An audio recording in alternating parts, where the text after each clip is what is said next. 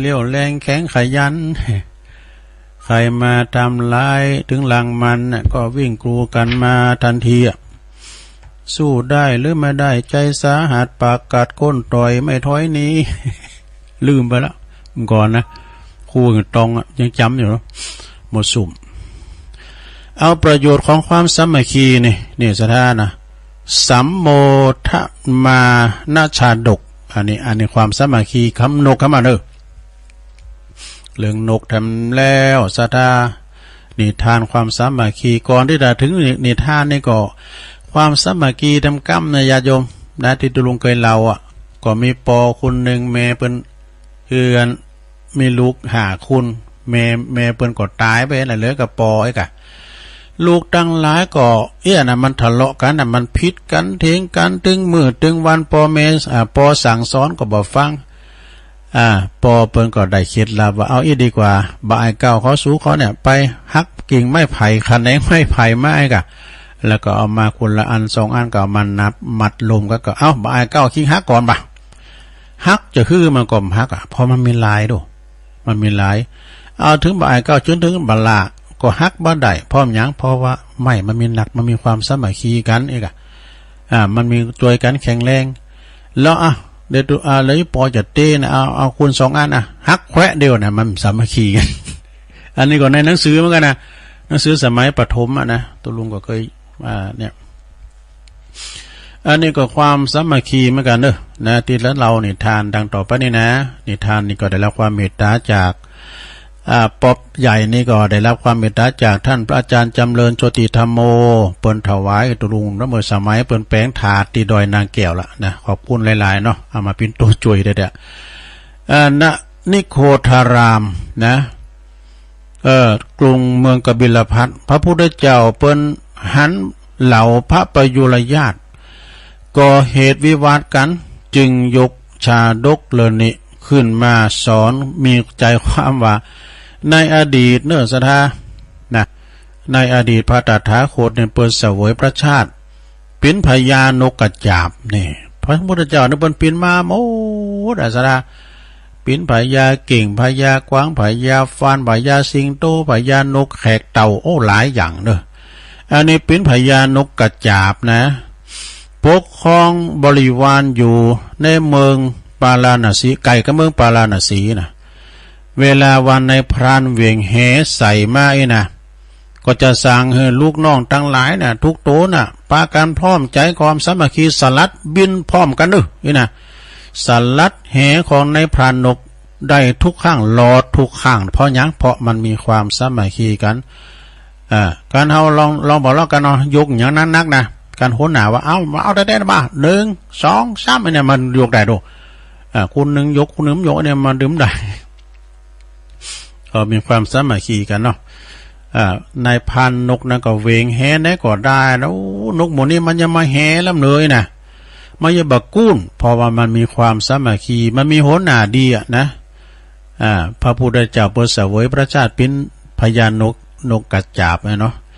แล้วมาอยู่แม้วันหนึ่งนะ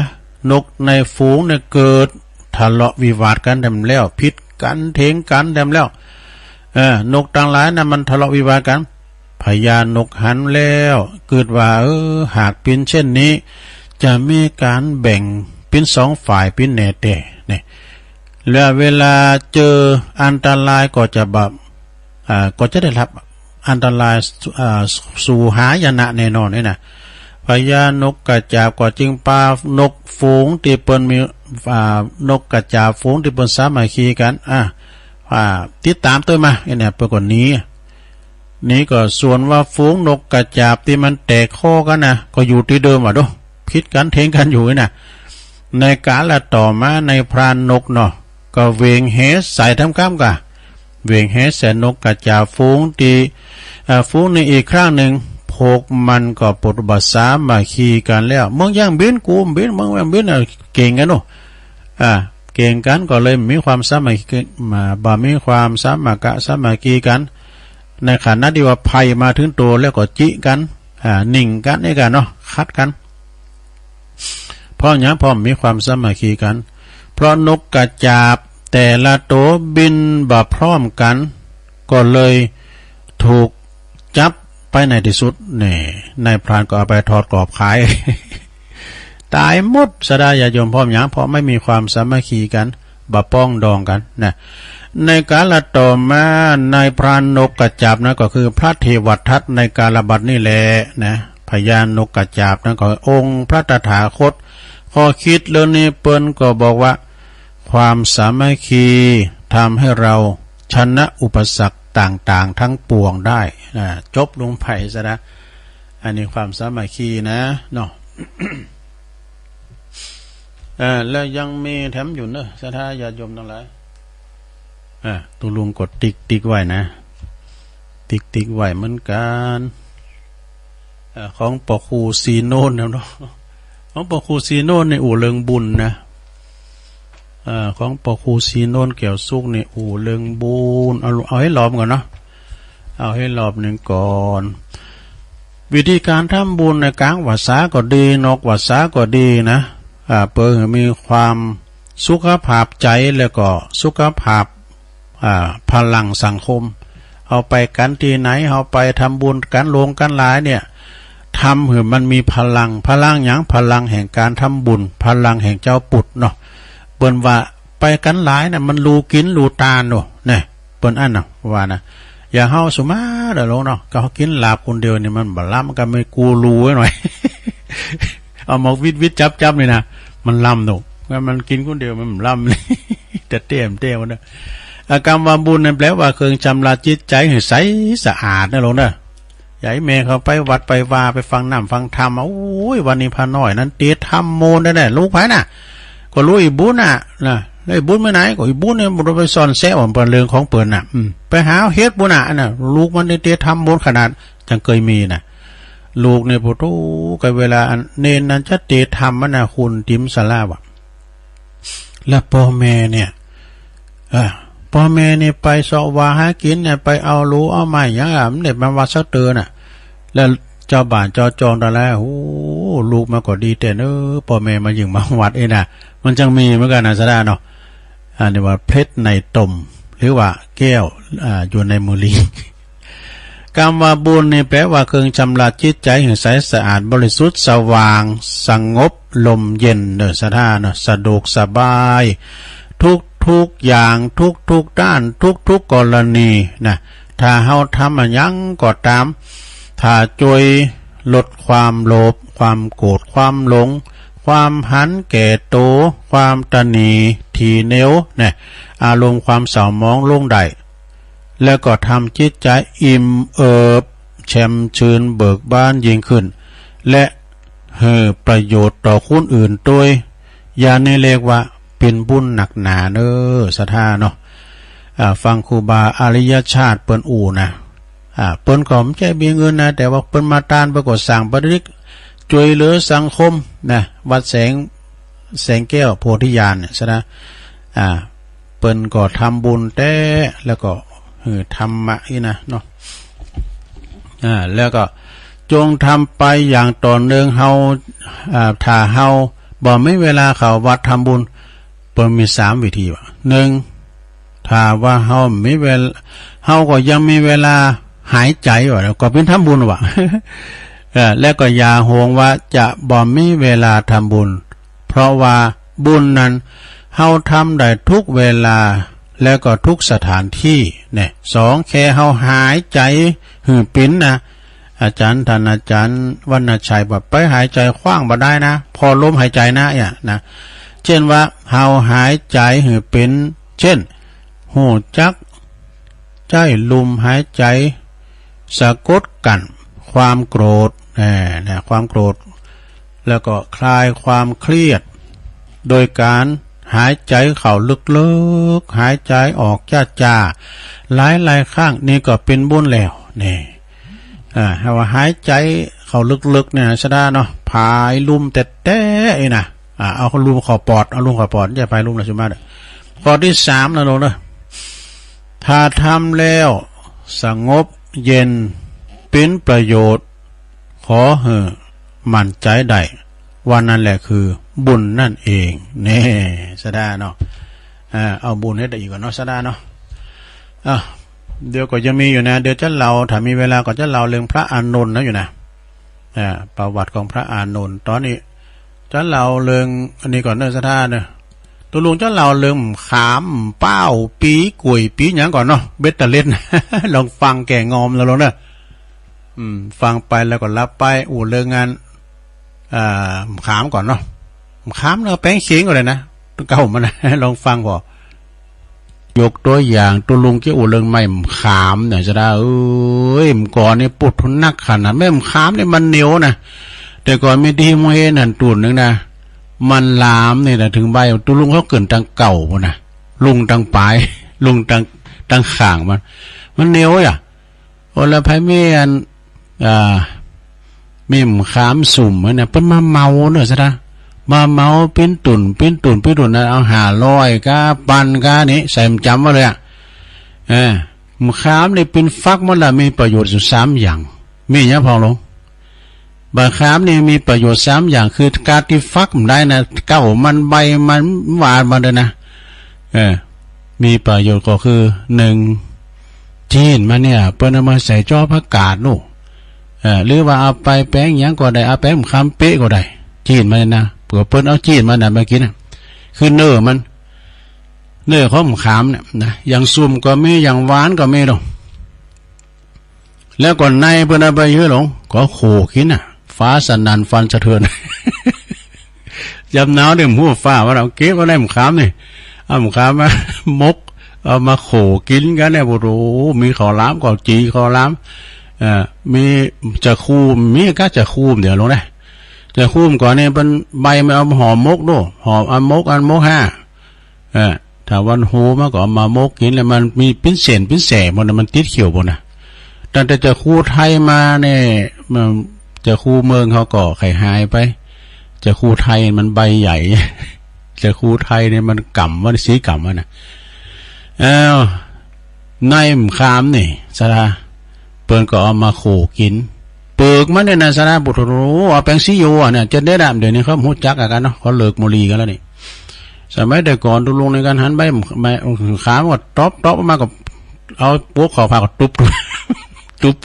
เอาแปงซีโยถ้าไม่ข่อยเนี่ยมันห่อนคอนะลุงเด้อกันซีโยไม่ข่อยนะเพราะว่ามันเหมือนไม่ซีโยเปิกขามแล้วก็มาตกใส่ผ้านี่เป็นหูเนอะมันจะดับง่ายๆนะเป็นหัวฟุงมาไปดูดมุลีเดือหัวสมัยมันก่อนนะมันจะเสือผ้านี่มันดีจั่วเป็นหัวนี่ไม่มันค้ามหลงกาฟักมันในมันเอาไปโขกินจีนมาใส่จอประกาศแล้วก็เปิกมันเนี่ยก็เอาไปตุเป็นซีโยแล้วก็ไหมยอดมันเนี่ยเพิ่นนำไปใส่แกงสุ่มก้าตุ่มสุ่มจีนหมูก้ามเนี่ยบันไดนู่นใช่ไหมเพิ่นนำมายำไปสาก็มีนะหน่วยไม่ไปบางตำพริกขามก็มีหรอกขามนี่นะแล้วก็ดอกมันก็ลำขามอ่อนเนี่ยบนมีกับปีสาระก่อนเนี่ยมันสมัยไปเลี้ยงควายสุมาเนี่ยย้อนยุคกันหน่อยก็มีขี่ขอมลีมาไหนเดี๋ยวมันได้เอามะขามไปได้ไปเสียมาโตนะเอามะขามไปก็เอาแล้วก็เอามากินว่ะละอ่อนก่อนอ่ะมันเป็นอย่างได้นะเริ่มขามเนี่ยนะจะได้อย่าโยมเก้าเนี่ยเปิดเอามาไปเข่งนะเข่งอย่างลาบจีนเอามาเข่งสับปากอ่ะเอามาไปเข่งปวดโอ้เข่งอย่างพอแม่มขามน่ะแล้วเราไปสำรวจบ่อเฮิร์นไผ่แต่ละเฮิร์นนี่นะก็มีไม้เข่งนี่นะการเอาไปพอทั้งโฮงโคโอ้เข่งเนี่ยว่ามเขาไปจะนับบุตรแสดงว่าเฮิร์นนั่นนี่มักลาบ มันได้ลาบมันเป็นอ้อมมาหลงมันเป็นองค์ขลงไปหน่อยนะองค์ขลงอ่ะมันหอยลาบจีนจ้ะโอ้มักลาบนะเข่งเนี่ยเป็นขายกันนะหลงเด้อเท่าเป็นขายกันเอาไปดังเจงไฮเลยนะก็ว่ายังสอนก็เป็นแลบไปเลยบุตรเป็นว่าเข่งว่ะมันเจ็บเปิงนี่ขามนะฮะดูการไม่ขามนี่กินเวลาจะไหลเขาได้สมาร์แล้วอย่างหนึ่งไม่ขามนี่เปิดเอามายื้อแถมมันเข้าแพ้ให้วัดบนนะเอามายื้อเอาอันน้ำปูเหลือกมาเอาตักซ้ายขวาแล้วไปตัดเอาไม้เค็ดขามมาปีตุนผ่าป่าจะดีเนี่ย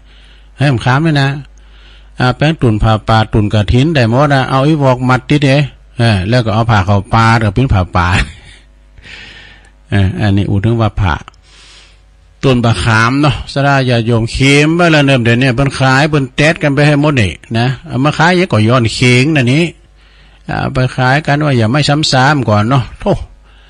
คังเบอร์เดนี้ตาอาจารย์ท่านพระครูท่านพระอาจารย์วรรณชัยชัยยานาโทอู่กันไปในรถวันนั้นอู่กันไปในรถวันนั้นปุดเบอร์เดนี้ข้างแปลงในกิโล100ป่ายดูข้างก่อนนี้จะแปลงนี่กิโล10ป่ายนะสับเดือนนะแต่เงินมันแปลงเนาะเมื่อก่อนก่อนนี้ไม่ซ้ำซาก่อนนักเนี่ยอันนี้เริ่มหยั่งเนี่ยลงเนอะไม้มะละกอเนี่ยแปลว่าไม้อะไม้มะละกอเป็นจะเป็นไม้เป็นต้นมะละกอคือต้นมะกรูดสีเป้าถ้าว่าเป็นภาษาย่อว่ามะกรูดสีเป้าถ้าว่าภาษาเมืองเขาก็มะกรูดเตดเนี่ยค่ะกล้วยเตดนี่ใบมันนี่มีประโยชน์ด้วยสะน้ำก่อนนี่สมัยปนดูดมุลีซีโอก็ยังมันมีปู่ยากันยาผอย เราเขามุจักกันดอนผอยเนี่ยเนาะยาผอยนี่ใบเยอะเพิ่นเอาเนี่ยกะใบเนี่ยกะแบบกล้วยสีเป้าเนี่ยไปอุกยาโยมจะดีเลยหลงใบมะกรูดสีเป้าเนี่ยนะพอเราไปประมาทมันไปมันปล่อยหยอดมานากันเวลาว่าเป็นลาบจีนนี่นะสระเพิ่นไปเด็ดเอาหยอดมะกรูดเตดนะเอามาลุนไฟน่ะไปกับลาบเหมาะว่าเขาว่าผมได้ลองว่าสักครั้งอันนี้แปลว่าสุดหยอดมะกรูดเตดสุดหยอดมะกรูดเตดเนาะแล้วก็กล้วยมันนะเนาะหลงย้ำได้พรรณนาถึงกล้วยถึงหน่วยมันนะหน่วยมะกรูดสีเป้าก็เอาไปตำสุ่มก้าเนี่ยดังไปทั่วประเทศตำส้มตำไก่ย่างส้มตำดังทั่วประเทศเนาะการถวายเมื่อทางอีสานแบบบังฮงเลยมาทางเมืองยองนี่ก่อนกล้วยสีเป้าเนี่ยกล้วยสีเป้านี่เปิ้นเอาไปแกงก็ได้หรอแกงใส่ผักหวานก็ได้นะก่อนในแกงกล้วยสีเป้าเอามาอบกับน้ำพริกก็ดีเนาะมันได้พระหลายอย่าง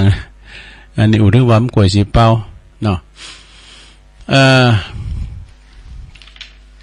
มาแถมกล้วยอันนี้ก็กล้วยอันนี้แถมกล้วยยังเก้าโยกกล้วยเนี่ยก็เอามาแกงใส่แกงกล้วยใส่โยกแกงได้แล้วก็เก้ามันก็เอาไปแป้งตุ่นผ่าปลาก็ได้แล้วก็เอากาบไปแป้งสาตรงเคยว่าอะไรเตือได้เอาตุ่นมันตัดเป็นกล่อมเอาไม้แตงพึดแตงหั่นแตงนี่ไปก็ได้ผู้จานผู้รามมาถึงจางเนาะก็เดี๋ยวเป็นเต้าทั้งสีแล้วเต้าทั้งสีโจข้าวตุ่นมานี่นะหลายอย่างใบมันก็เอาไปหนีตองสุดูดมุลีเอาไปห่อเมงก้าเอาไปห่อแป้งซวยเนี่ยเขาวัดเขาว่านะ แป้งซวยตองเนี่ยเพื่อนนิยมใบตองเนี่ยนะมันสลายง่ายย่อยง่ายเนาะแล้วก็ยอดมันนี่ได้หลายอย่างสารพัดเนี่ยกับตองกุยเนี่ยนะเอาแป้งการฝีมือก้ามจางกาเอาไปพอเป็นแป้งคันใบสีหลงก็ต้องกุยถึงโมเนี่ยแป้งพิ้นนาก็มีดูแป้งพิ้นพญานางก่อนในอาจารย์กำแพงตุปีกำแพงเนี่ยเป็นอยู่ดีวัดม่อนห้วยแก้วนะเป็นทำขันใบสีเนี่ยเป็นมังกรเนี่ยหลงนะจันงามแหละอันเนี้ยใบกุยนะแล้วก็การกุยนี่ก็ก่อนนี่เปิ้นจะอันเอาการมันมานะปัดได้ก่อนแล้วก็ปอดเอาสักศอกนี่ก็ไปกอกอันเอามีดเลาะออกเอาอันเติ่งมันออกนะเหลือก็อันในมันแล้วเอาฟักใส่ลาบว่ะ ฟักใส่ลาบมันจะยังไงจ๊ะช่วยตายปอย่านี่ มันจะเพิ่มปริมาณ เอาฟักใส่ลาบว่ะเนาะแล้วพอกับเอาไปแป้งปืนกันกุยไม่กันกุยอย่างตัวลุงทองวานเนาะโอ้ถึงไหนแล้วถึงว่าปีมันนี่หลายอย่างเนอสะดาโอ้ข้าวกล้วยนี่ดีหลายอย่างนะโหกล้วยเนาก็ไปใส่ควายเป็นเฮิร์นก็เป็นโตก็ม้าเป็นเฮิร์นก็เอาไปลุมๆเด้อหายหมดอ่ะกล้วยมันเก่ามันก็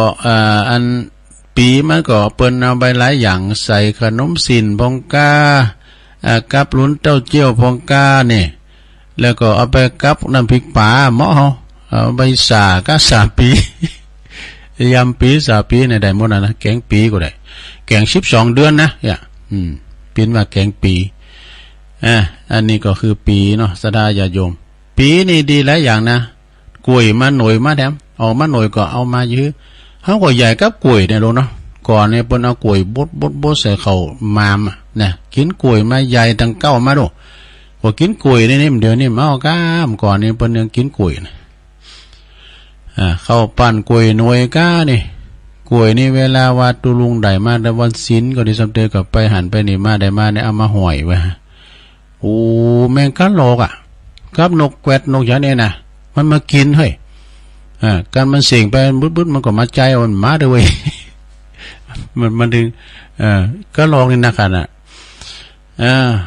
แล้วก็เอาไปแป้งกล้วยสาบก้ามสร้างก็ได้นาซับปานะกล้วยเนี่ยเก่ากล้วยเก่าอย่างเนี่ยมีทั้งอย่างนึงเอาเป้าซะนะกล้วยนี่มันดีอย่างเดียวนะลงนะมันดีอย่างโดมันขาแม่มัน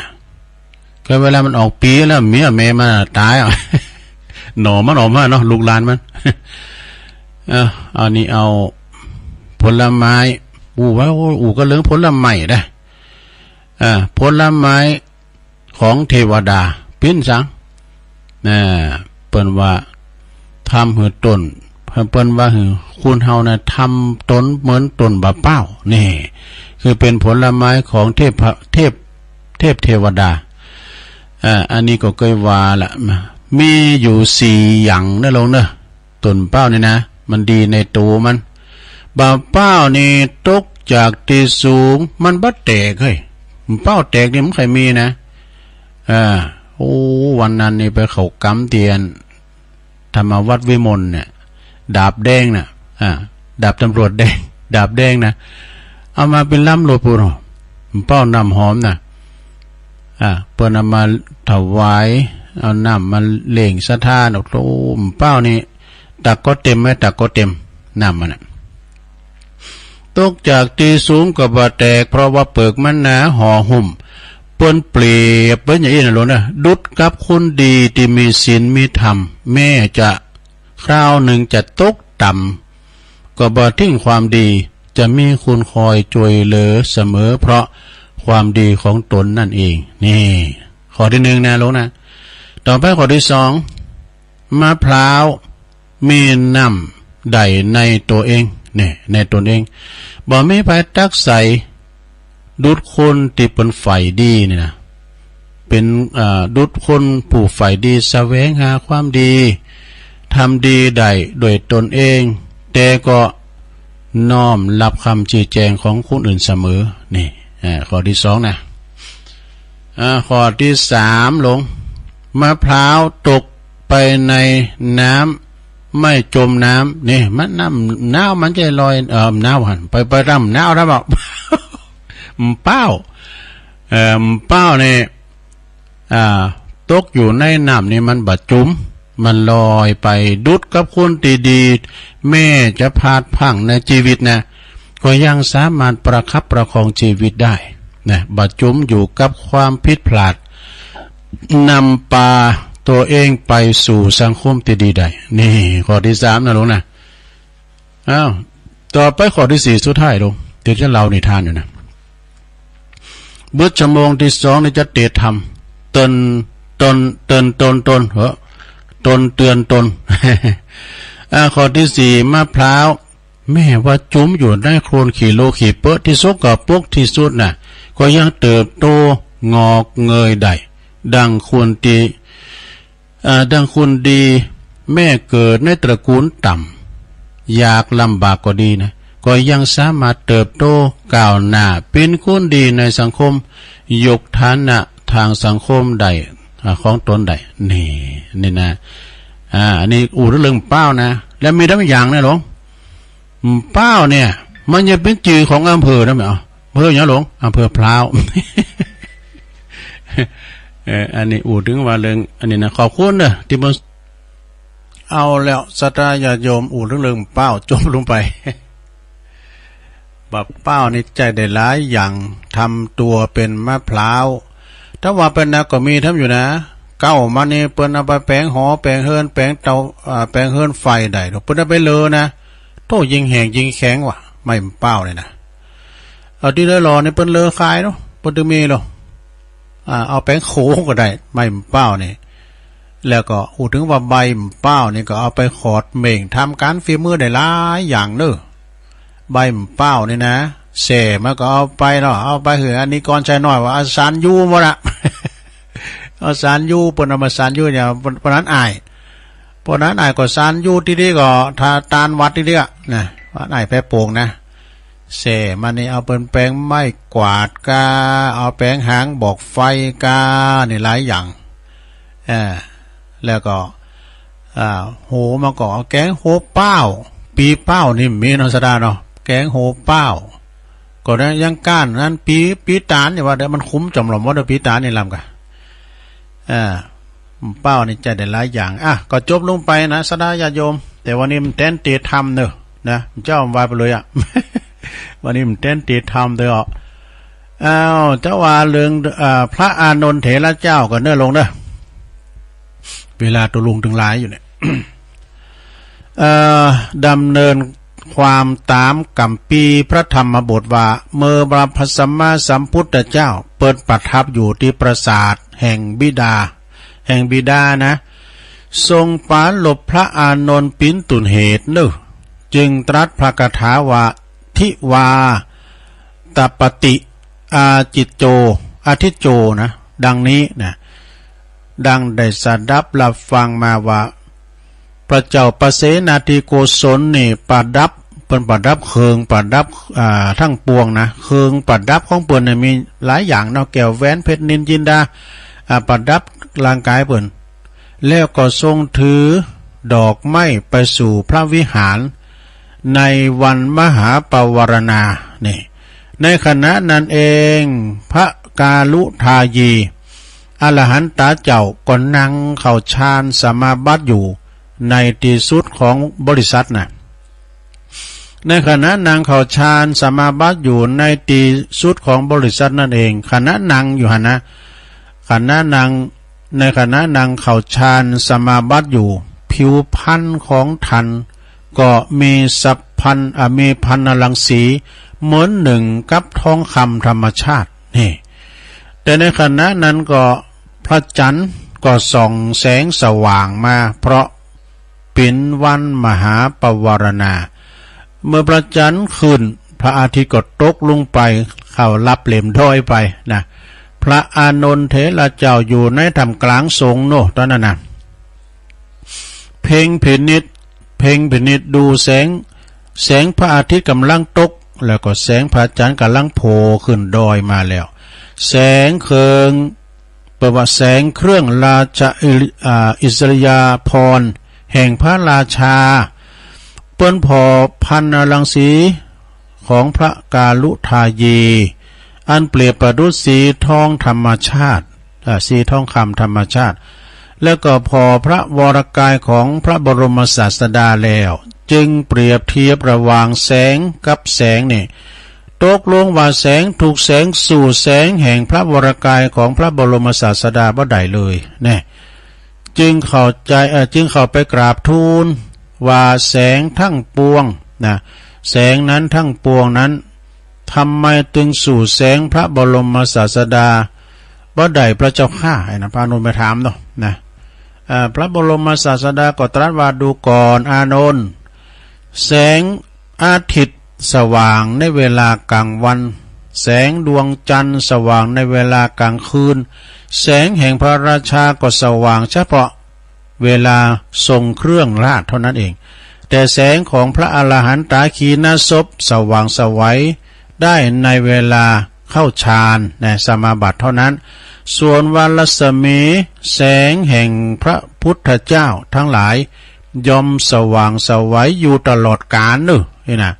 แล้วก็สว่างไสวทุกพระอิริยาบถบ่ว่าจะนั่งนอนยืนเดินนะเพราะพระพุทธเจ้าทั้งหลายทุกพระองค์เปิ้นได้บำเพ็ญนะบำเพ็ญอยู่บำเพ็ญบารมี30ตัดนะบำเพ็ญได้บำเพ็ญบารมี30ตัดมาได้ทำอิทธิบาท4เนี่ยได้ทำอิทธิบาท4 ให้แจ่มแจ้งแล้วก็มีฉับพลันนรังสีความลุงเรืองอยู่ตลอดเวลาอานนท์เจ้าจงเข้าใจเถอะว่าพระพุทธเจ้านั้นยอมมีความรุ่งเรืองอยู่อย่างนี้นะโดยบ่มีจุดบอดจุดได้จุดหนึ่งแม่เท่าเม็ดประมาณเท่าเม็ดงาไอ้วะก็บ่มีในกายและก็จิตของพระพุทธเจ้าทั้งหลายทุกพระองค์นี่เพราะฉะนั้นพระพุทธเจ้าทั้งหลายจึงมีความรุ่งเรืองอยู่ตลอดกาลเมื่อจบพระธรรมเทศนาอุบาสกอุบาสิกาก็ได้บรรลุพระโสดาบันปิ้นจำนวนมากจบเรื่องของพระอานนท์ไว้เพียงเท่านี้เอวังก็มีด้วยประกาศชนีเปิ้นว่าเอวังทุกข้างนะตุลุงก็ว่าตามบ่นะอันนี้ก็จบลงไปศรัทธาญาติโยมทั้งหลายก็เรื่องพระอานนท์แล้วก็พระศิวลีนั่นก็มีหลายอยู่นะศรัทธาตุลุงก็จะค่อยเอามาเล่าสู่จู้กันฟังกันไปเนาะศรัทธาญาติโยมทั้งหลายอันนี้มีทั้งอย่างที่ศรัทธาก่อมป้อยยาวเนาะมีทั้งอย่างหนึ่งเป็นว่าตอนที่ตุเจ้าครูบาอาจารย์เปิดหือศีลในความปกติเปิดจะสรุปบทสุดท้ายนะเป็นว่าเวลาพระให้ศีลจะลงใต้โดยกรรมว่าสีเลนะสุขติงยันติสีเลนะโภกสัมปทาสีเลนะนิพุติงยันติตัสมาสีลังวิโสทะเย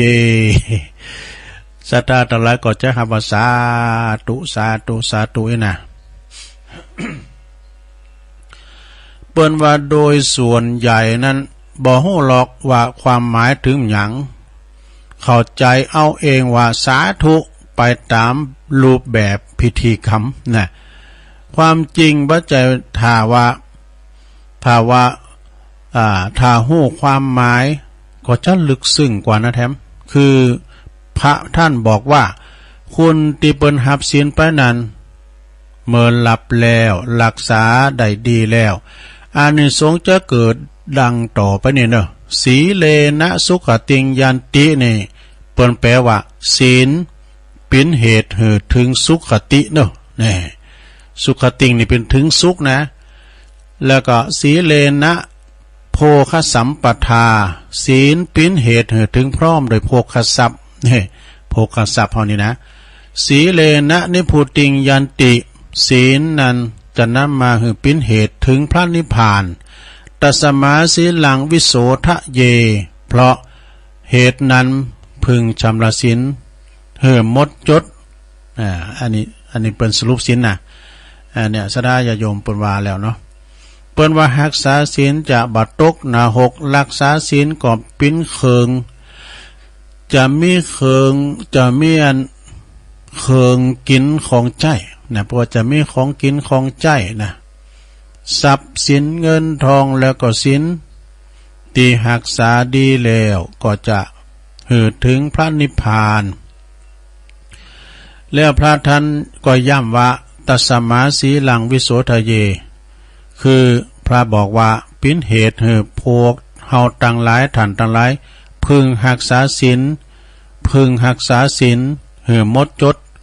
พระเปิ้นบอกอย่างนี้ปัจจัยว่าหลงปอหลงปีหลงตาหลงหน้าหลงอาตุลุงทาเขาปัจจัยหากแต่เป็นสมเด็จพระสัมมาสัมพุทธเจ้าเปิ้นตรัสบอกไว้ในครั้งพุทธกาลแล้วนี่ศรัทธาอันนี้นะเปิ้นบอกมาแต่หึงไอ้เนี่ยประเมินตั้งแต่สมัยครั้งพุทธกาลแล้วนะนี่ก็คุณแม่ทองคำพรหมมินเนอร์ส่งมาขอบคุณหลายๆนะต่อไปจะอุเรื่องความดีดำกำหนึ่งยาวไปก้าตัวศรัทธาก็รับกันไปหมดหรอกตุลุงก็เจาะตัวอย่างตัวว่าไปเนาะศรัทธาเนาะว่ากันไปก็วันนี้ก็ศรัทธาญาติโยมทั้งหลายก็เป็นวันอังคารศรัทธาเนาะโหวันการว่าโอ้ตู้เท่าคนเท่าวันนี้เป็นวันพฤหัสบดีนะเอาอันนี้มาวายมันกันหนึ่งก่อนนะว่าไปเลยแล้วก็คุณพอในเน็ตด้วยนะหลวง เอามาข่าเวลาเนาะก็เดี๋ยวจะประกาศข่าวสารงานบุญเอาคุกกันก่อนนะคุกชีวิตของแม่ทองคำพรหมินทร์นำกำเราขอมอบให้ผู้สูงวัยรวมทั้งตัวเองซึ่งอาจติดบางอย่างใน10 ข้อนี่เด้อสำหรับผู้สูงวัยและบ่สูงวัยก็ตามเอาติดคุกเหมือนกันนะเพราะว่าเป็นสวติดคุกไม่สุขสาร1ติดบ้านไม่ยอมทัวร์กลัวบ้านหาย อันนี้เป็นติดบ้านนะ2ติดหลานเฝ้าเลี้ยงแย่จนแก่ตาย3ติดนายหน้าอานาถทาสแมวทาสหมาแมว มันก็อ่านแต่แล้วอันนี้ก็ถึงปีนั้นแต่ผมไปไหนมาได้ผมต้องกลับวัดนะแล้วผมจะคุกเข้าให้แมวอีกอะมันก็ปิ้นโหงมันนะ3ติดนายหน้าอนาถทาสหมาแมว4คือติดเฝ้าต้นไม้สวนในบ้านแต่กันเนาะสำเร็จกับดอกไม้พอเหี่ยววันนี้เนาะไปไหนมาหลายวันก็5ติดงานจนวันนี้ไม่มีแผ่ว6ติดหมอนัดทุกวันอยู่นั่นแล้ว7ติดแกรวกับคนป่วยช่วยดูแลเนี่ย8ติดห่วงลูกอย่าติดห่วงลูกอย่าลูกห่วงใยไม่ให้เที่ยวไปเมื่อแอวไหนไกลเน้อลูกไม่เอา9ติดเหนียวกลัวเงินหมดจนอดแย่เนี่ยจะอดแย่10ติดเตียงนอนสุดท้ายเสียดายแท้ส่วนคนแก่ติดวัดไม่ขัดใจติดวัดนี่ปิยะเนาะมาวันศีลก่อนมาวัดนี่นะทิ้งคุกเถิดเปิดประตูสู่โลกกว้างเนี่ยพบเพื่อนบ้างย้อนวันอันสดใสทั้งกินเล่นเต้นลำท่องเที่ยวไปชีวิตใหม่สวขอให้งาม เขาท้าเหมือนกันเนอะอันนี้ก็เป็นของสวในสถานเนาะก็มนดีเหมือนกันนะว่าฟังไปแก่งอมกันไว้ตอนนี้ไปตุลุงก็จะประกาศข่าวสารงานบุญสักหน่อยเนอะสถานเนอะก็งานก็ไก่เข้ามาแล้วเนาะงานยังตุก็งานอันนี้กะงานประกาศอันนี้ก่อนเนอะสถานเนาะอาจารย์เป็นสูงมากเหมือนกันนะ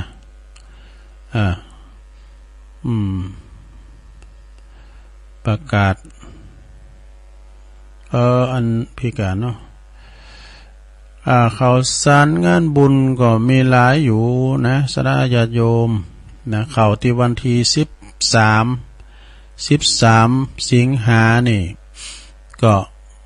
เราจะไปตานเตียนกันที่ปูนที่วัดที่เมืองฝางนะสดาสถาก็เกมรถเกมลากันแล้วเนาะเกมรถเกมคูณกันเป็นตีเรียบร้อยเขาก็ปากันไปแต่ว่าเขาก็ตัวลุงเขานี่จะไปก่อนนี่นะไปวันที่12นะไปตอนบ่ายก็ไปตอนบ่ายก็ตอนเจ้านั้นก็มีงานหน่อยหนึ่งก็หนึ่งโดยงานไหนตอนเจ้านั้นคือเพิ่นจะมารวมทำบุญ พี่น้องทางบันเสิงเนื่องโดยพระสงฆ์หนักเผยแผ่ธรรมะเนาะแล้วก็คณะกลุ่มคืนสีขาวจนโลมทำบุญประเพณีส่งเสริมพระพุทธศาสนาถวายต้านเตนในเขตอำเภอฝางเก่าวัดนะณที่วัดพระบาทอุดมนำบ่อสาวา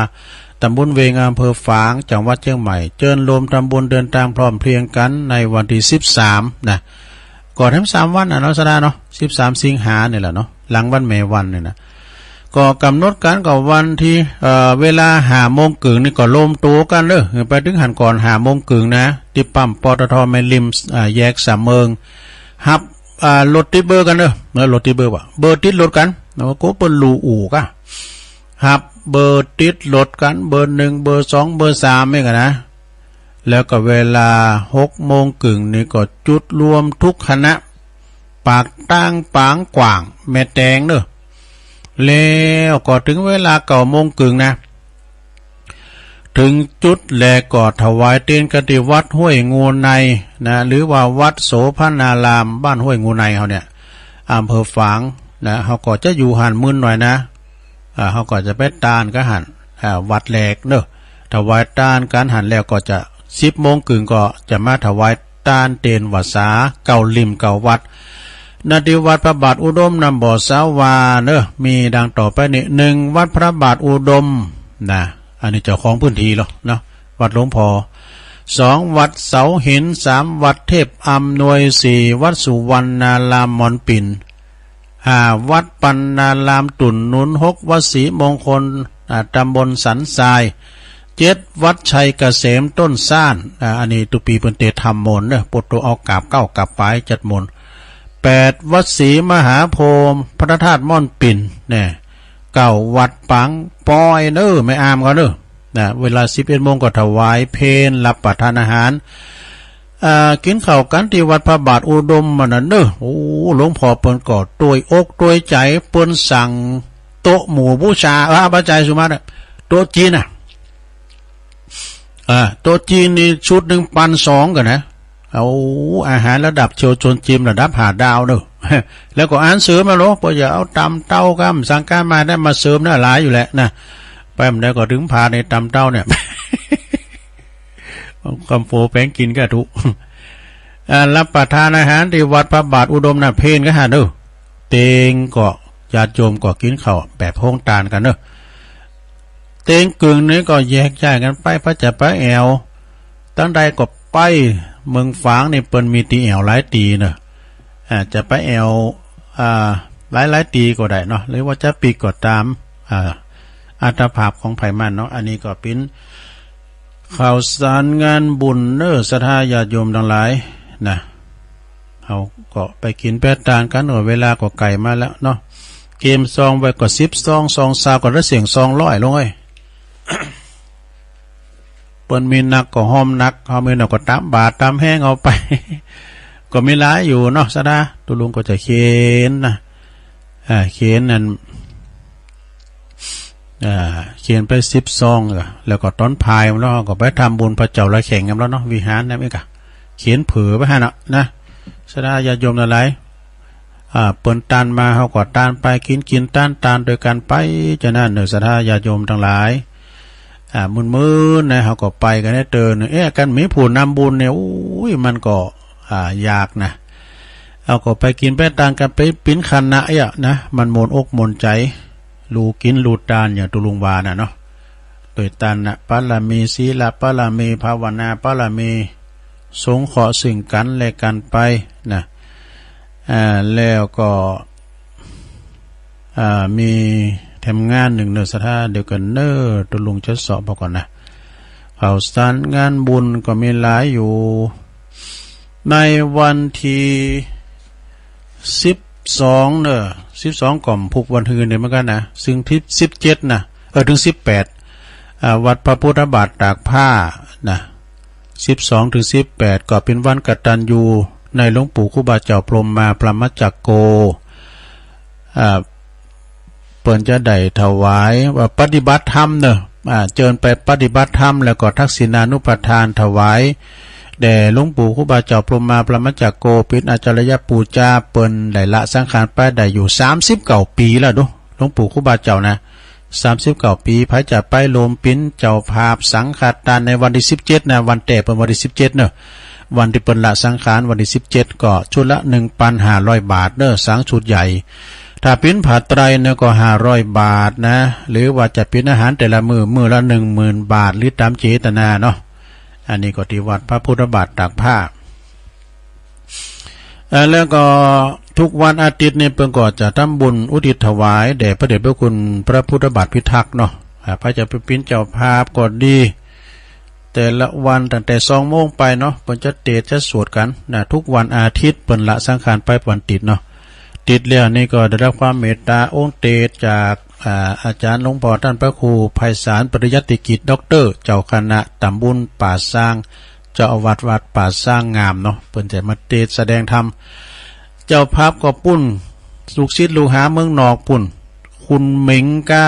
12 ปันนากาน่ะ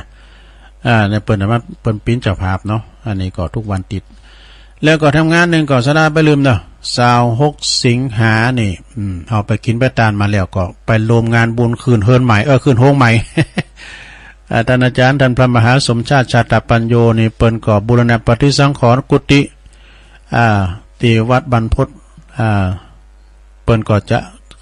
ทำบุญวันที่26เนาะจะมีผ้าป่าน้อยนะไปกินไปตานพี่น้องตั้งลำปางก็ดีเชิญกันได้ทำงานหนึ่งก็ได้ยินจากอาจารย์ท่านพระมหาเอกพลชุตินทโรรองเจ้าวัดเสาหินเด้อศรีโบบานบุนะโดยติปุนเด้อ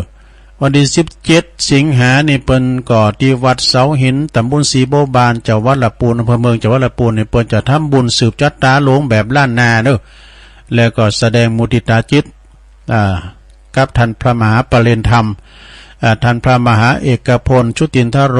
นะเปิ้นก็จะมีการแสดงมุทิตาจิตก็เชิญกันได้พระเจ้าพิณเจ้าภาพสังฆทานออกโรงทานก็ติดต่อได้เด้อที่วัดเสาหินหรือวัดติดต่อที่ตุลุงส่งก็ได้เนาะท่านพระอธิการบุญส่งโสภณจิตโตนะ17เนาะก็เดียวกันเด้อสดานี่มีทำกรรมนะเปิ้นก็มีงานวัดมณฑาทิพย์มีไหนเดียวกันงานครูบาอาจารย์เขาก่อนละสังขารกันไปสดาญาโยมนะเปิ้นก็ได้มรณภาพกันไป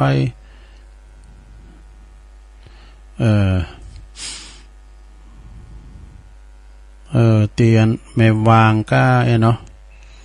แล้วก็ปูนน้ำดูตีโคมมุ่งเลยเนาะสลับปีเป็นสูงมาลายในตะลุงเมื่อกี้นี่เมื่อกี้เสียหาย มันหายไปแล้วเนี่ยยื้อมันเนาะก็ตักมาตังลายก่อนเนาะเคพี่น้องจากก็ขานองโบเนอะก็ขานองโบก็ตักมาตังลายกลุ่มขึ้นสีขาวนะอันนี้เปิดนี่เหรอเดี๋ยวมีนี่แหละอันนี้ก็เป็นแสดงความอาลัยเนาะครูบาอาจารย์ที่เปิ่นจากไปโตหนังสือเปิ่นน้อยเนาะอันนี้ก็ประกาศสำนักงานเจ้าคณะอำเภอสารพีเรื่องแจ้งข่าวการมรณภาพนะโดยพระครูบัณฑิตตานุวัฒน์เนาะบัณฑิตานุวัฒน์ท่านพระครูบัณฑิตานุวัฒน์นี่เปิ้นก็อายุ73 พรรษานี่32 พรรษาแล้วนะอดีตเจ้าวัดโคมมุ่งตำบลโคมมุ่งอำเภอสารพีจังหวัดเชียงใหม่นี่เปิ้นก็ได้ถึงแก่มรณภาพเมื่อวันที่9นะว่านี่กันเนาะสิงหานี่ก็ซึ่งก็กำหนดการอื่นๆนะก็เพิ่นจะแจ้งมาทำกรรมเนาะอันนี้ก็แสดงความอาลัยเด้อครูบาอาจารย์เฮาเนาะได้ลงรับขันไปแล้วก็ทำงานหนึ่งก็ปุ้นที่อำเภอแม่วางเด้อแจ้งข่าวมรณภาพนะในเมตตาบารมีธรรมอาจารย์ท่านพระครูสุวัตวิมลติวิธานนะสวัสดิ์อาจารย์สวัสดิ์นี่นะเปิ้นก็อายุ66 ปีก็แต่สถาพรรษาก็45อดีตเปิ้นเจ้าวัดแม่วินบ่เด้ออดีตเจ้าคณะตำบลแม่วินแล้วก็อดีตเจ้าวัดมุติการามนะอันนี้เปิ้นก็ละสังขารวันที่8นะ8กันวันหนึ่งเนาะฉะนั้นก็แจ้งศรัทธาญาติโยมเนาะแสดงความเสียใจกับเปิ้นโดยเปิ้นจะได้ส่งน้ำศพด้วยเนาะก็ขอแจ้งศรัทธาญาติโยมเนาะอาจารย์เปิ้นก็ส่งไลน์มานี่เคอันนี้ก็ตักตังลายพี่น้องน้องโบนะตักมาตังลายวัดมณฑาทิพย์ชมรมสกาย62คุณแม่กันดาศรีเนตรอันนี้เปิ้นก็ว่าฟังอยู่กำลังใจแม่ครูเกษณีตัวปลงสุเมธเนอะปลงสุเมธเปิ้นก็ฟังอยู่นะ ปอหลวงสุเมธนี่นามสกุลอินตะแก้วนะแม่หลวงอุไรเขาเนี่ยโอ้วันนั้นเพิ่นก็มาปอหลวงปอทองสุขแม่ชาเดินฉายเขาเนี่ยฟังอยู่เน้อนี่นะเนาะขอบคุณหลายๆแม่ครูทองคำที่วงคำอันนี้ก็อยู่ปุ้นเสาหินสีโบบานบ่เนาะแล้วก็มีบรรจงกันถ้าวงปีอาจแต่โหนเนี่ยกับไวสาตุลุงเน้อนะสุจอมก๋วยเตี๋ยวเอามากับลาบ แม่จันสมก็ฟังอยู่ประโลมมงคลมูลชีพอันนี้พี่น้องตังน้องเงิกเน้อฟังอยู่นะครับเนาะแม่แดงอัมพรจากเต็นดอกไม้นะเต็นดอกไม้ก็จอมต้องเนาะแม่สุทัศน์ดีมูลอันนี้อยู่ปุ้นแสนพรมทุ่งปีฟังอยู่คุณแม่ศิรินทิพย์บุญเลิศฟังอยู่กรุงเทพชัดเจนดีนะแม่เดือนเพ็ญทิมวางแม่เดือนเพ็ญนี่ก็อยู่น้องหานนำบ่อหลวงนะฟังอยู่นิกรชายน้อยนี่อยู่น้องหล่องเน้อฟังเพลงโมนดีมเก่าแล้วก็โยมจากบวกก้างสันกำแปงโยมยุพินหอมมาลาปีน้อยอันนี้เปิ้นอยู่แม่โยกเน้อกลางเวียงเชียงใหม่น่ะศาลากลางโอ้พระอาจารย์นิพนธ์เน้ออันนี้เปิ้นอยู่วัดพระธาตุดอยสะเก็ดแล้วฟังอยู่ไหวสานะครับเน้อไหวสาอาจารย์นิพนธ์ด้วยมีทำบทนึงสนะเนาะเจ้าก็ครูบาอาจารย์เป็นมรณะพาไปมีคำกรทำบทหนึ่งเนี่ยเปิ้นว่าเฮ้ยก็เปิ้นว่าคนตุกคนจนคนดีคนห้ายก็ตายหมอดใหม่ปินดินแต่กันเนาะแม่แต่ตุเจ้าผู้ตีทรงศิลยังมวยจีวินนอนตายความหนาวังเอาอ่านยังปอลุงแม่ป่าแผ่นพระสุธายังมากบ่เห็นบ่ผาก่อนเตาโหจ้างยังโหแตกเป็นห้อยแต่กันเนาะเหหาไปเตอะบ่ต้องไปคอยเงินกองต่อดอยเอาไปโดยบ่ได้แต่กันเนาะกองต่อดอยถึงเอาไปโดยมันได้แต่อัศธาคุณเฮาก็อันอัศธาเนาะบ่ว่าตูเจ้าผู้ทรงศีลบ่ว่าคนตุกไล่เขียนใจคนตุกคนผานอับจนกันอยากเศรษฐีผู้ดีภัยถึงเวลาตายเหมือนกันหมดภัยถึงบ่หลอดขาไปไหนตายดีตายให้ตายเฒ่าตายหนุ่มก็แล้วแต่กรรมภัยบุญมันน่ะเนาะศรัทธาเอ้ยเนาะเกิดต่อใดก็ตายเต่าอันนะมีเงินมีคำบทโดของเต่าปูเต่าดอยก็เอาไปโดยบ้าใดสิ่งที่ติดตามเข้าไปมีสองอย่างขาวกับดำไม่เป็นว่านะขาวกับดำบาปกับบุญเต่าอันที่จะติดตามเข้าไปโดยเมื่อเฮาได้ละสังขารได้รับตาลาจากโลกนี้ไปก็เฮาได้สร้างคุณงามความดีไว้นะเพราะว่าคุณงามความดีอันนี้จะเป็นเงาติดตามเฮาไปประดุจจังดังเงาติดตามตนโตเฮาไปก็ที่เฮาไปวัดไปว่าก็อุ่นใจบุญอันนี้เนาะอุ่นใจบุญเฮาศรัทธาเฮาก็เข้าไปวัดไปว่าซาเข้าจังหันเนี่ยบุญเนี่ยจะติดตามเฮาไปมีคำกรแห่งบทหนึ่งแปลว่ายศและลาภหาไปไม่ได้แน่เว้นเสียแต่ต้นทุนบุญกุศลทิ้งสมบัติทั้งหลายไว้ปวงชนร่างของตนเขายังเอาไปเผาไฟมียังสักอย่างโง่ควายจ้างมาตายแล้วยังเลือหนังนะดูเขาคุณย่างเอาใจกันได้จ๋าตีสุดตับปุ่มปอดใส่คุณเฮาก็ย่างกินลำอิ่มต้องมนุษย์เฮาตายสหายปีน้องไปบ่ห่วงของอะไรสุดแต่ดูโพเอาควางเสียไก่โกจักปินไพ่ผีมาหลอกบานนะแล้วนี่ไปว่าถึงติดตะก้านะนักประพันธ์เพลงแปลว่าเพลงเทวดาเพลงเนี่ยโจรทีทานทองเนี่ยเปิ้นเป็นคู่เพลงนะฟังประวัติเปิ้นยามหนุ่มเนี่ยเปิ้นตุกไหลเขียนใจว่ะนะฮับจ้างอ่างบายไปแล้วก็ไปทำงานที่หันที่นี่ไปประสบการณ์เปิ้นมีก็เลยแต่งเพลงแต่งเพลงกันแต่สอนขี้ลีสีประจุบเนี่ยพอหรือยังเนี่ยก็เปิ้นแต่งกันนะเนาะล้นเก้าเผ่าไทยสายันสัญญาเนี่ยนักร้องดังหมดนะแม่นหมดเปิ้นทำให้นักร้องดังมาจัดหลาย ทำคูณหูจักนะแล้วก็เบื้องหลังเนี่ยไผ่หูจักชลธีทานทองไอ้นะหูจักกับเพลงเพลงสายยันเนี่ยแล้ววามซื้อเนี่ยถึงเดินนะก็นะที่ตุลุงเปิดเพลงให้ฟังนะเพลงยังฮักสาวขอนแก่นก้าลาสาวแม่กรองก้าพนมนพพรก็ได้ละสังขารไปเหมือนกันนะสถานเนี่ยนักร้องดังก็ยังตายนะสถานเนาะที่ตุลุงเปิดเพลงไปกูเพลงโดยมากเนี่ยเปิ้นจะลุ่มหายแต่จากกันเมื่อเพลงบักเก่าที่เปิดเจ้านะแต่มีอยู่ก็ทูลทองใจนี่แล้วนี่หันคลิปเปิ้นนะอายุเก่า10 ปีเปิ้นน้องเพลงปรารถนาคีย์เดิมนะแต่เสียงเปิ้นเฒ่าหน่อย ทูลทองใจยังมีชีวิตอยู่เนาะสดาผ่องศรีวรนุชยังมีอยู่นะมีแต้มหลายคนอยู่ที่เปิ้น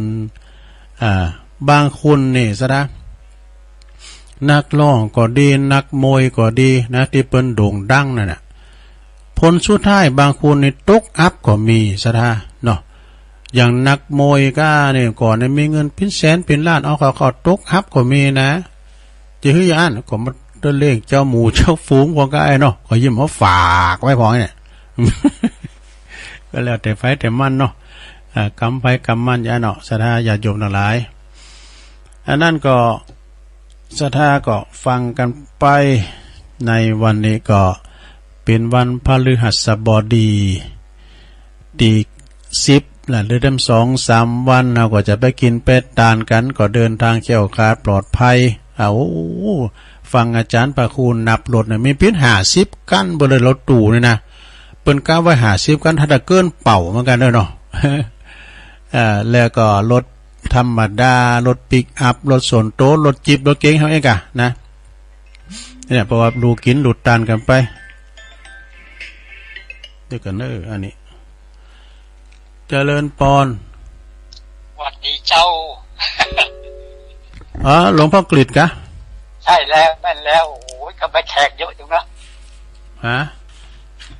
ลายก็เยอะเนาะลายเยอะเหมือนกันครับถึงอาจารย์ครับถึงอาจารย์คิดถึงไม่ค่อยได้มาเนาะมาเฉพาะประหัตธรรมเนาะแล้วก็มาแทนเขารอบเดี๋ยวเขารอขาดอีกอาจารย์ครับขอบคุณหลวงพ่อครับใกล้จะบิณฑบาตครับครับแล้วกายตอนนั้นผมจะไปแว่ด้วยนะจะเริ่มพรเจ้าไหว้ซาเจ้าที่ท่านตุลุงก็ตีมีเขาสถานการณ์พอดีนะบันเมืองเจ้าเอาพวกเราเอาซานะเจ้าตอนสุดท้ายแล้วนะเจ้าถ้าเป็นพุทธเตหรือเดินสายกลางพุทธะนำตางป่วยว่างละเราอันปอเมเอาปีกเวินว่าเจ้าของเลิกเราเพื่อปอเมเนอถ้าเฮาเลิกใดก็อาจจะเพ้อได้เงินเดินได้เดือนปัญหาได้เดิมวันเจ้าคนหนุ่มยังแควนต้องเป็นคนเฒ่านั่งกอดขุดเหล่าเต้นเมียนอนข้างถนนปล่อยหือมาเลียกินดูลูกเมียทำสีเสนานำเหล่าสุราลงจึงยาบาคิดทิ้งขอหาเนินนายถ้ายังบ่เลิกถ้าเฮาตายไปที่เอาคู่ใหม่เสียได้กว่าเจ้าถ้ายังอะไรก็มือเลิกเหล่ามียังเหงาเอาคู่ใหม่เจ้านายเฮยเจ้าคำยองวันรักกรรมเจ้ากำมาหลอดหมอกมือจับเนี่ยนะการตะกี้ว่าจะหลอดดูหลอดขับไปไหนจะหลอดขับไปไหนภาษาไทยแปลว่ารอดไม่ได้แน่นอนเลยเจ้าไว้ช้าเจ้าหลอดขับเจริญปอนภาษาเจ้าจะลุงอยู่ต้องได้แม่พิมพ์เจ้าแม่พิมพ์ป่าแดดเนาะเจ้าชัดเจนดีบอจ้าชัดเจนดีเด้อดีละว่าไงเจ้าแล้วเจ้าชัดเจนเนาะฟัง104เนาะขอบคุณนะแม่พิมพ์เด้อเจ้าว่าสาเจ้าตูเจริญปอนเจ้าการว่าสาเจ้าตุลุงวันนี้ก็มีบุญแต่มอนับตื่นขึ้นมามีลมหายใจได้ฟังธรรมกับตุลุงเด้อ ลุงเล่านิทานกับม่วนดีเจ้าอ๋อเพิ่นฟังกันนักกันหลายนะตุลุงศรีลาพรศรีเตี้ยศรีเจริญศรีปทุมนี่นะฟังกันนะครับผู้หลังคาและเจ้าตุลุงเจ้าสาธุแม่สุเกี่ยวเป็นตัวแทนก่อนแล้วกันเด้อเจ้ากับไว้สาและตุลุงชัดเจนดีเจ้าสาธุเจ้าพรสลิเตเด้ออันนี้รถเปิดสายแล้วเด้อเปิดสายไลฟ์พงในวันนี้ได้0899556506ที่แรกก็ว่าจะทำมาเตดว่ามันกลางสามันจับมันปึงไม่หน่อยเนาะวันใหม่กันเด้อเจริญปอนแม่สาเจ้าตุลุงแม่สาวรักเจ้าใส่ปากการมาแล้วฟังตุลุงอยู่นะเจ้าเจ้าแม่สาเจ้าตุลุงยินดีและลายเด้อเจ้าเจริญปอนใส่ปากการเจริญปอนกาบไว้สาเจ้าฟองคำติดแก้วบ่ทองเจ้าแม่ฟองคำกับมือนะเกมกันเด้อเนาะเจ้าบ่ได้โทรเจ้าฟังตลอดเจ้าไว้สาเจ้ายินดีแม่นักๆเด้ออนุโมทนาเจ้ารักษาสุขภาพนะเจ้าสาธุ0899555656เจริญปอนเจ้าไว้สอดเจ้าท่านนานเดี๋ยวลังใจนะมองฟังเมื่อไรแม่จันสีสุขาเนาะต้นให้ยุดต้องตรงนี้ท่านเมียมันทะเลย่างไปแต่มันตอนนี้มันตกหน่อยนะกะยินดีแม่จันสีเนอะอนุโมทนา0899555656เจริญปอนราชการเจ้าฟังอยู่นะเจ้าอันนี้ก็แม่สุกแก้วเหมือนกันเนอะสีโพธารามเนาะวันนี้ฝนมาตกเลยเจ้ามีหรอถ้าได้ย่างล่ะครับว่าถ้าจะย่างแล้วเจ้ายินดีแม่เนอะเจ้านมัสการอย่างหนึ่งสลับปีเนอะนี่นะเจริญปอนกราบไหว้ก่อนเจ้าตุลุงแม่ติ๋มอุโมงค์เนอะแม่ติ๋มเนาะอุโมงค์ละปูนมาละวันที่13นี่ก็ขึ้นไปเหมือนกันนะดีกะเจ้าตู้ทำวันที่13กับปุ่นอะไปฟังเด้อฝนก็มันร่างแก่โตเมียมันย่างแล้วนี่มันโตมากก็แต่เขาซาแล้วเนี่ยมันตะวันวันนี้ถ้าได้รู้กันตากผ่าตากโค่นะวันนี้เด็ดยินดีแม่ติ๋มเด้ออุโมงค์ละปูนเนาะรถมีพิษ450ปุ่นเนี่ยเจริญปอนเจ้าสัตว์ลุงตื่นมากุมตะวันถ้าตอนตัวลุงทองตัวได้ปอนตัวลุงยองตัวเถอะนี่นะได้ปอนตายหลบละยินดีนะแม่เด้อเจ้าสาธุภาพเด้อวะเนาะเจ้าสาเจ้ามึงวะเจริญปอนไว้สาธุลุงฟังกับเจ้าเด้อวันนี้นะคุณเถ่าบกก้างยินดีหลายๆเด้อเจ้ายินดีมีเชิงเงินตุลุงเนอสาธุ089เข้ามาใหม่เจริญปอนสายแน่นเหมือนกันเด้อนี่อยู่ตั้งไหนแม่ศรีวิไลปาลานได้สเก็ตเจ้าแม่ศรีวิไลเนาะเจ้าปาล้านดอยสะเก็ดปาล้านซันไซก็มีนะเนาะอันนี้ดอยสะเก็ดนี่ปาล้านดอยสะเก็ดปาล้านกระดูแม่ศรีวิไลยินดีหลายๆนะแม่เด้อบุญรักษาเด้ออนุโมทนาปาล้านตะปุนป่าเมิดกันเนาะบ้านปิติมก็บ้านปีสมพรครับบุญนะรัตนังครับว่าเจริญปอนเจหมูด้วยเจหมูตุลุงปอบุญตัน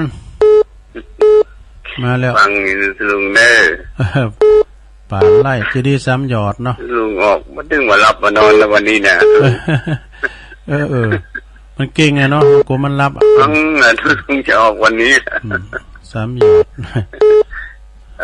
กลับไว้ชานะเด้อหลายเนี่ยปอนเด้อ มาบุญตันบ่ก็จะไปนะไปกันนึงอ่ะเจริญปอน เจ้าสาธุเจ้าแม่น้อมเนาะเจ้าแม่น้อมสุภาวงศ์ฝนเตี้ยนอีกได้ไปแล้วลำไยเน่าอันนี้อยู่ตาจากเจ้าโอ้พระบุญตันเป็นแนวเตยกันแต้พระบุญตันซ้ำยอดยินดีแม่น้อมเด้ออนุโมทนาสาธุเพิ่นไปแล้วหรอแม่น้อมเพิ่นไปก่อนละเจริญปอนมาสแกนเจ้าแม่บุญปันห้อยงูในเจ้าโอ้แม่บุญปันน่ะเจ้าหอยงูในมาแล้วฟังอยู่เด้อแต่เจ้าแล้วเจ้าอันประกาศวันที่วันไหนเนาะวันที่12นี่ใจกะเจ้า12เนี่ยท่านพระครูไปนอนบอกอ่ะพระอาจารย์เน้นหลักก่อนจะไปนอนเหรอ1212นะกะท่านมหาสมชาติเลยมานอนให้งูนี่อ่ะไปนอนบอกอ่ะหอยงูในบอกอ่ะเจ้ามันนอนให้งูแต่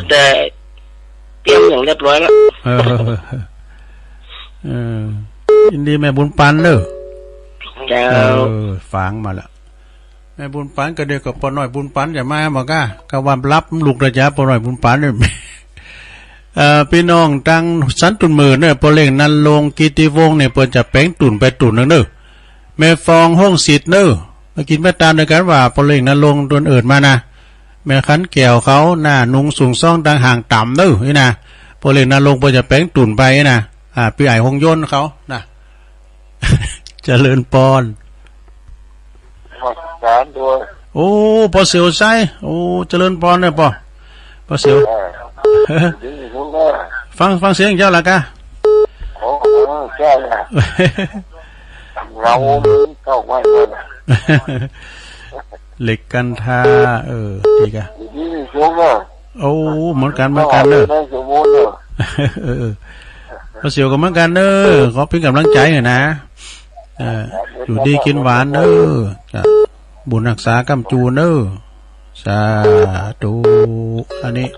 พอเสียวไส้เนี่ยเพิ่นอยู่นี่กะดงนิมิตน้ำดิบน้อยฟังติดตามฟังตลอดแม่หยังแม่ตาน่ะแม่ตาในเนาะเจ้าตั้งแต่ไว้วัดวันปูเนาะน่ะกะแม่ตาในมีใจขนาดเจ้โฮมลำปางโตก็ตรู้มีฝนหอมไหมถ้าได้ย่างแล้วก็ฮะว่านี่ก็ไม่ว่าหลายวันเนาะมันหลายวันแล้วแม่มันเสียงเด็ดก็เลยกำลังใจเลยยินดีนะแม่เด้อแม่ตาเด้อแม่ตาแม่สังเงียมเขาแม่ฟองเขาเนี่ยไปโมดะเบิดไปมงฟางเหลือรถตู่กันเจริญปอน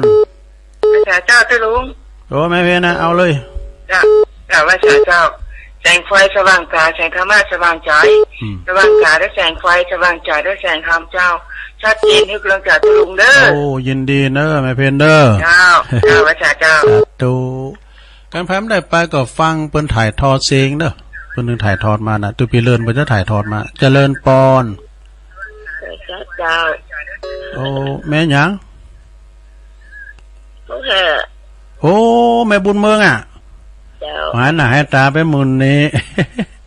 เดี๋ยวดิพิเศษเป็นว่าฟังอยู่เด้อเนาะห้องหาตาตุ่มเด้อห้องหาฟังก็มีนะโอ้ไม่มา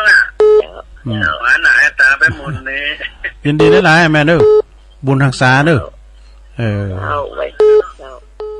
วันพุธในตุลุงก็จะไปวัดสุวรรณวิหารนะไปหอมปล่อยงานข่าวดำเนอะคือป่าพรสมจันทร์ในเปิ้นเป็นศรีภรรยากุตุกุยากับปีนันจรนี่เป็นน้องของอาจารย์เป็กแต่ก่อนตุลุงอยู่ที่วัดโบกก็หาเนี่ยโอ้เปิ้นมาสูงเข่านะ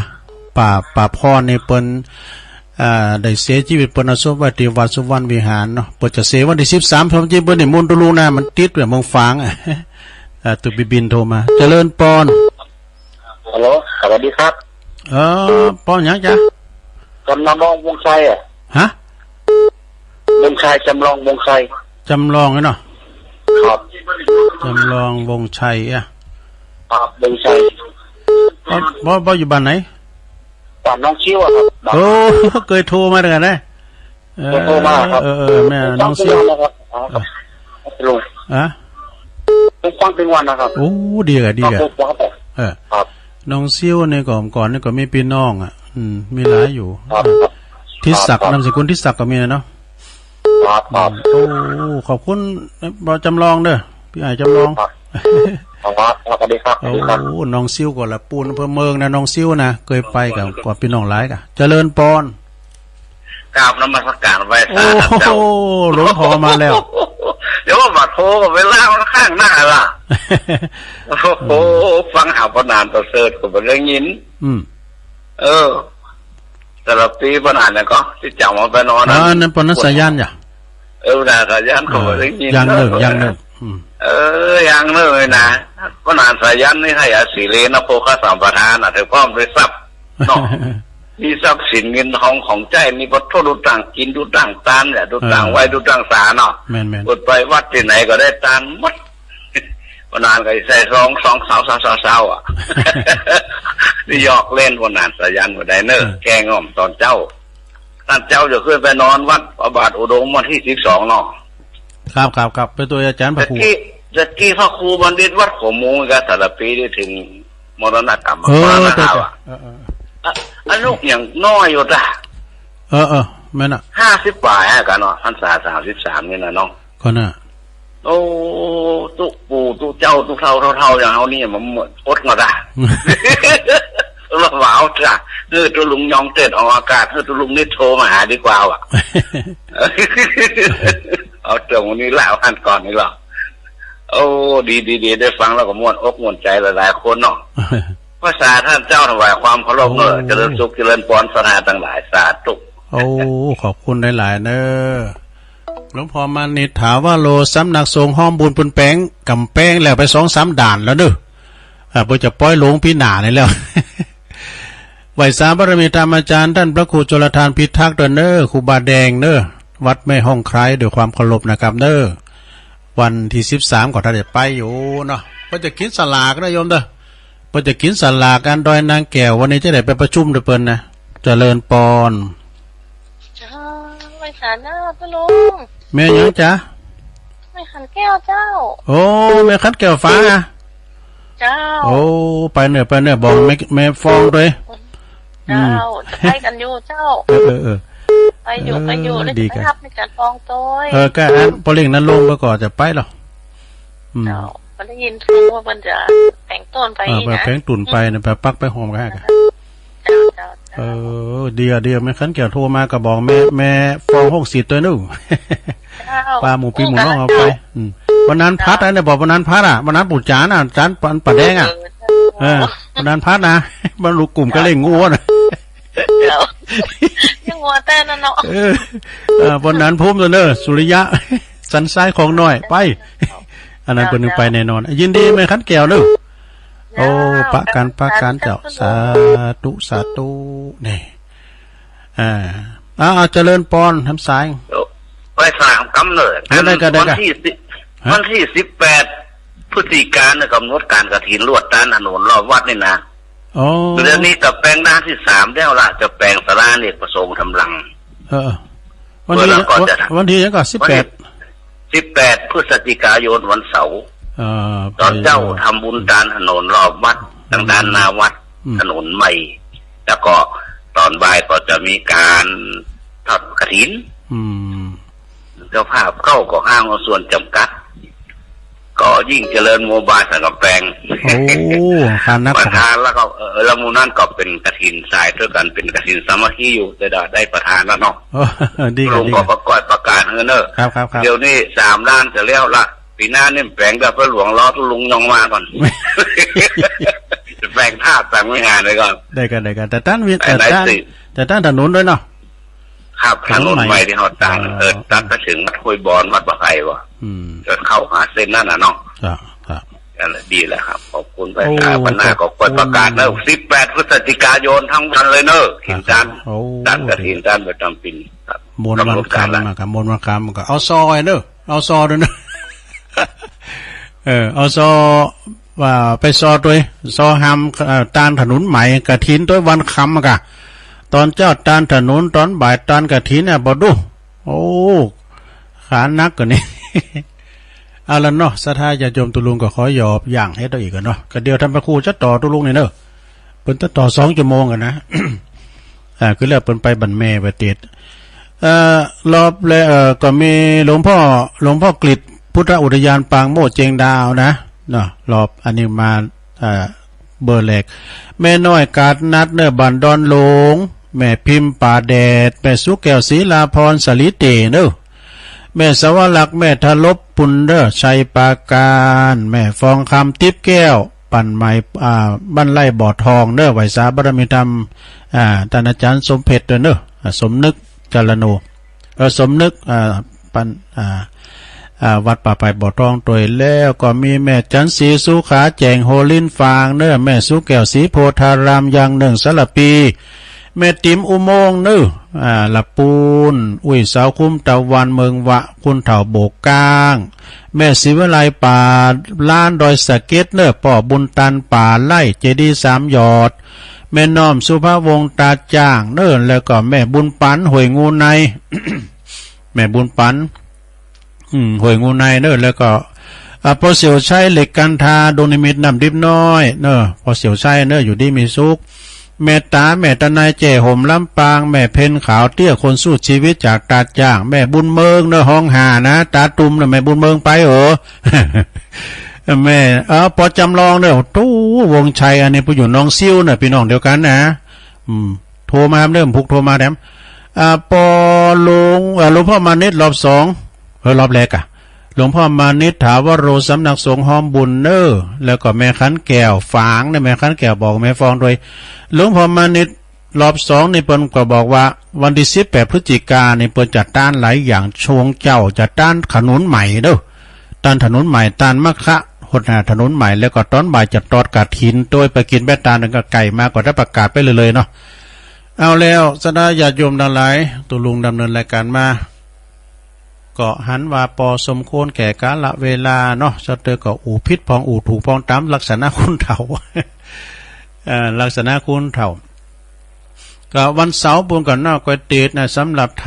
ำแม่เพนขาวเตี้ยเปิ้นก็จะมาตานทำอีกแล้วก็ศรัทธาญาติโยม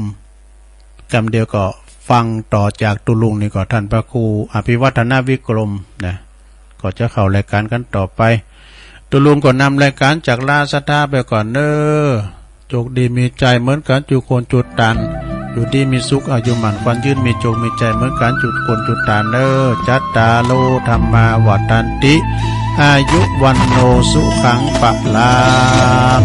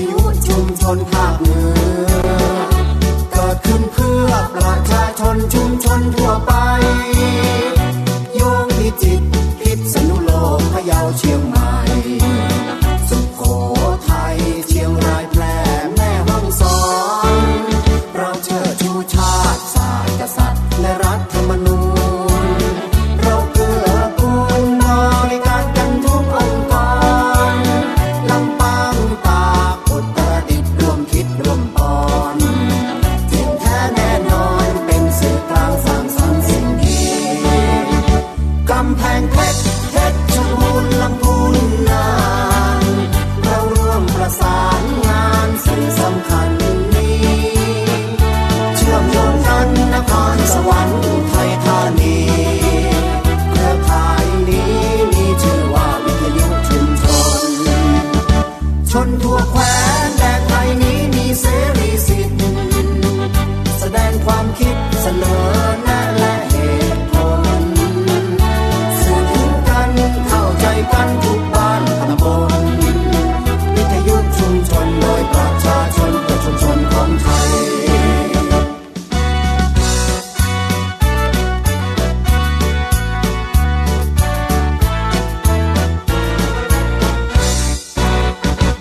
รือข่ายวิทยุชุมชนภาคเหนือ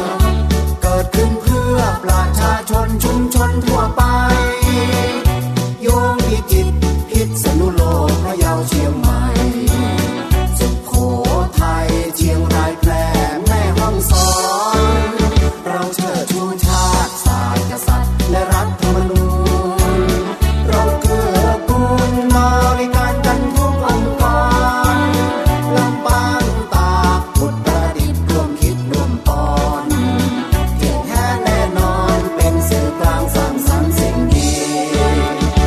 กำแพงเพชรชรบูรณ์ลำพูนน่านเราร่วมประสานงานสื่อสำคัญนี้เชื่อมโยงกันนครสวรรค์ไทยธานีเครือข่ายนี้มีชื่อว่าวิทยุชุมชนชนทั่วแคว้นแดนไทยนี้มีเสรีสิทธิ์แสดงความคิดเสนอแนะและเหตุผลสื่อถึงกันเข้าใจกันทุกบ้านตำบลวิทยุชุมชนโดยประชาชนเพื่อชุมชนของไทย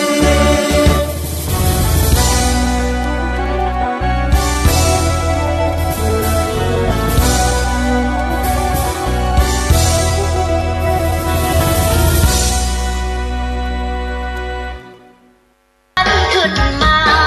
แกะลวดลายให้สวยงามตาวิจิตรนักหนาฝีมือทางบ้านเฮาเทียนพรรษาแห่เทียนเข้าพรรษาวันรวมเทียนมาสืบสานข้างกลางขึ้นเหนือกลางใต้ใต้ปันทุกวงเท่ารวมเต้าแม่เสริมงาน เนื่องด้วยประสงค์นักเผยแผ่ธรรมะคณะสัตยากลุ่มคลื่นสีขาว ร่วมกันส่งเสริมพระพุทธศาสนาถวายเทียนพรรษา9 วัดในเขตอำเภอฝางจังหวัดเชียงใหม่วันที่13 สิงหาคม 2566 9 วัดมีดังนี้ 1. วัดพระบาทอุดม 2. วัดเสาหิน 3. วัดเทพอำนวย 4. วัดสุวรรณรามม่อนปิ่น 5. วัดปัณนรามต้นหนุน 6. วัดศรีมงคล 7. วัดชัยเกษม 8. วัดศรีมหาโพธิ์ 9. วัดปางปอยผู้ที่ร่วมเดินทาง จุดที่ 1 รวมตัวปั๊มน้ำมันปตท.อำเภอแม่ริมจังหวัดเชียงใหม่ เวลา 5:30 นาทีจุดที่ 2 รวมตัวทุกคณะปากทางปางกว้างหน้าค่ายตำรวจตระเวนชายแดนสมเด็จพระนเรศวรมหาราช